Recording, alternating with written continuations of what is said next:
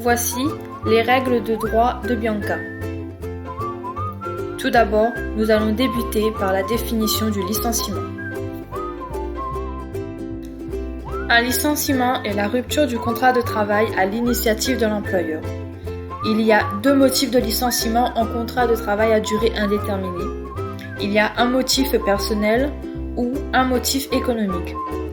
L'employeur a l'obligation de respecter des conditions de fond et des conditions de forme. Il y a deux conditions cumulatives à respecter. La première condition, il faut qu'il y ait un motif personnel de licenciement, comprenant un avec faute et un sans faute.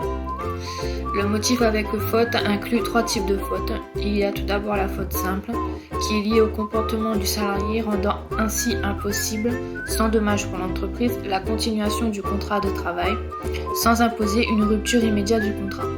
Il y a ensuite la faute grave, qui est une faute commise par un salarié au cours de son travail, qui rend impossible son maintien dans l'entreprise et justifie son licenciement immédiat.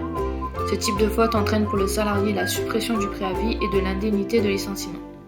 Enfin, il y a la faute lourde, qui est une faute d'une exceptionnelle gravité avec intention de nuire à l'emploi.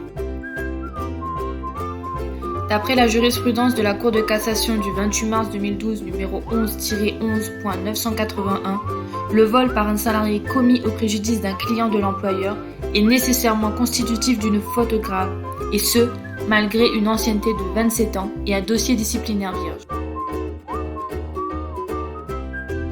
Pour la dernière condition, il faut une cause réelle et sérieuse. En effet, il faut que le motif de licenciement puisse être prouvé par l'employeur et qu'il soit suffisamment important pour rendre impossible la continuité du travail.